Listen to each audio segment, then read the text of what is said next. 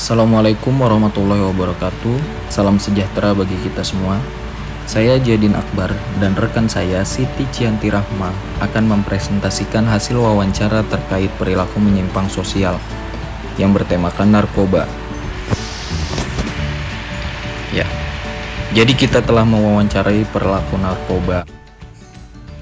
Ya, jadi pelaku ini berumur 19 tahun, berjenis kelamin laki-laki. Sebelum kita masuk kepada bagian intinya, kita akan menjelaskan kenapa sih penyalahgunaan narkoba ini dikatakan penyimpangan. Jadi, penyalahgunaan narkoba ini dikatakan penyimpangan dikarenakan narkotika adalah suatu zat benda atau barang yang dilarang oleh berbagai pihak untuk dikonsumsi. Jika terjadinya penyalahgunaan, maka hal itu dapat membahayakan orang-orang ataupun penggunanya, dan hal itu menyebabkan kerugian yang besar. Perilaku yang menyimpang bagi agama maupun hukum dalam kehidupan nyatanya dan merusak masa depan.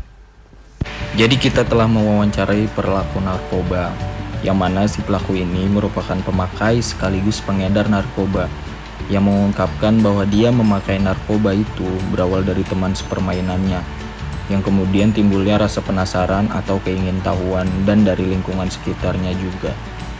Dia mengaku menggunakan narkoba sejak ia duduk di bangku sekolah menengah atas.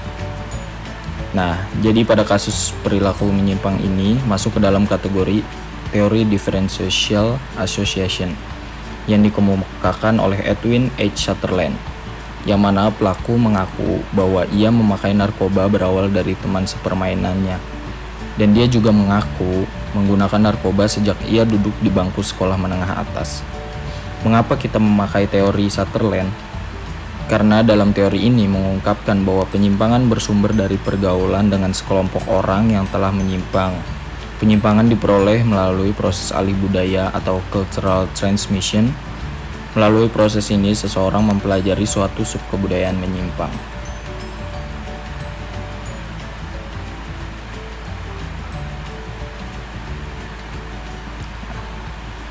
Nah, dia juga menggunakan narkoba jenis ganja, LSD, mushroom, atau sinte.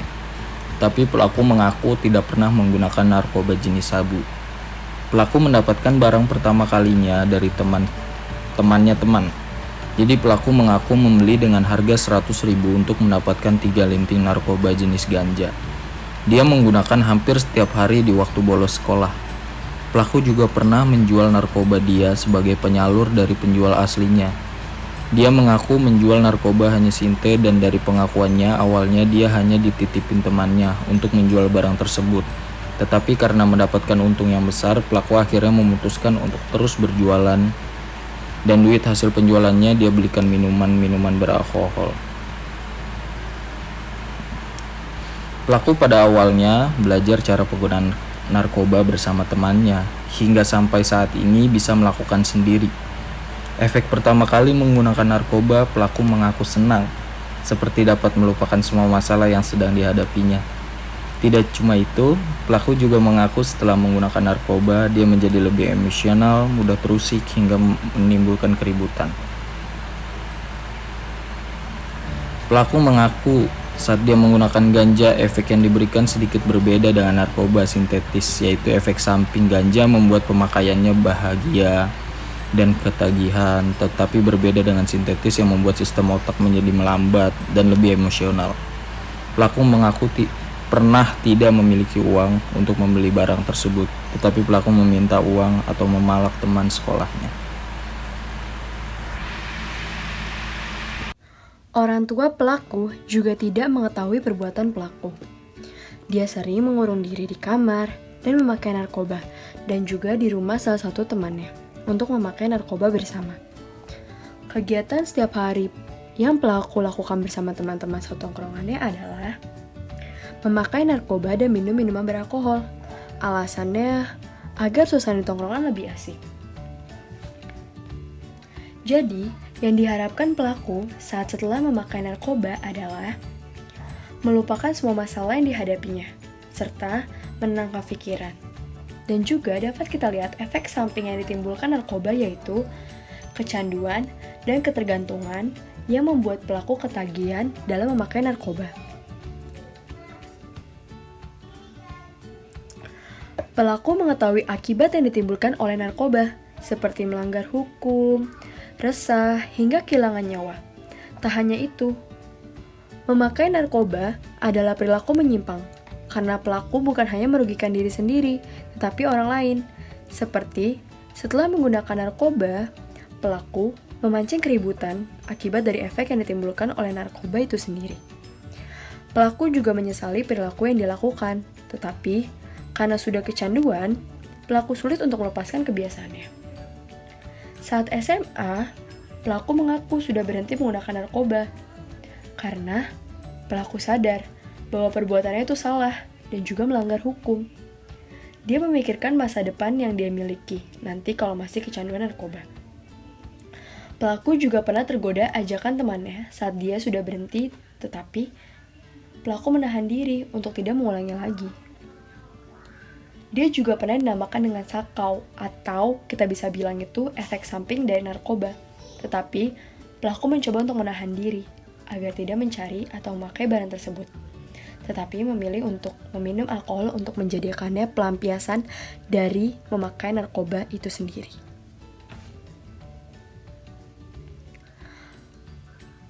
Pelaku juga memberikan efek terhadap teman-temannya untuk menyadarkan diri dari perbuatannya yang salah agar tidak mencoba-coba narkoba. Serta pelaku mencoba menahan teman-temannya agar tidak memakai barang itu. Pelaku juga menjadi contoh bagi teman-temannya untuk berhenti menggunakan narkoba dan mulai memikirkan masa depan. Dengan menggunakan narkoba, seseorang menjadi khawatir atau ketakutan karena pelaku pernah sekali ketahuan memakai saat sedang bersama teman-temannya.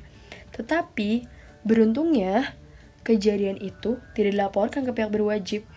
Mereka disuruh untuk tidak mengulangi perbuatannya tersebut, karena takut meresahkan warga sekitar. Karena perbuatan tersebut dapat berimbas besar di lingkungan tempat tinggal si pelaku.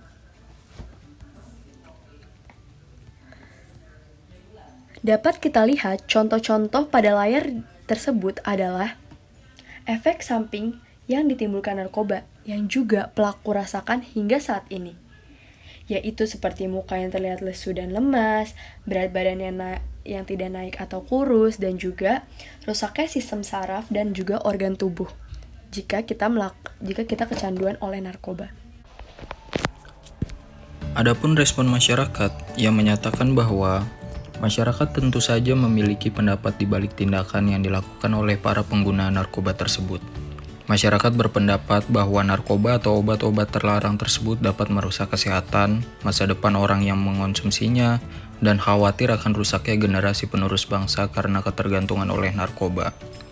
Masyarakat juga memahami orang-orang yang terjerat ke dalam penyalahgunaan narkoba adalah mereka yang mempunyai masalah dalam kehidupannya seperti stres, sehingga mudah terpengaruh. Selain itu, masyarakat juga berpendapat bahwa kebanyakan yang memiliki permasalahan dalam segi ekonomian dan masalah finansial. Namun, semua itu tidak semua masyarakat memahami akan hal tersebut, sebab masih ditemukan masyarakat yang terjerat dalam kasus penyalahgunaan narkoba. Hal ini disebabkan seseorang yang menginginkan hidup serba berkecukupan dan ingin mendapatkan uang dengan cepat. Maka cara yang paling tepat, maka mereka mengambil jalan pintas dengan menjual atau menjadi pengedar narkoba.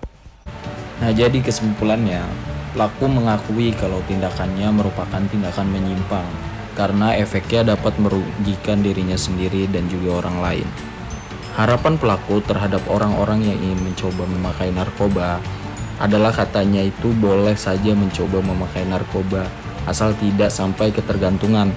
Kalau sudah ketergantungan gitu bakalan susah untuk berubahnya karena kebiasaan dari gaya hidupnya, dan itu membuat susah untuk berhenti dan berubah.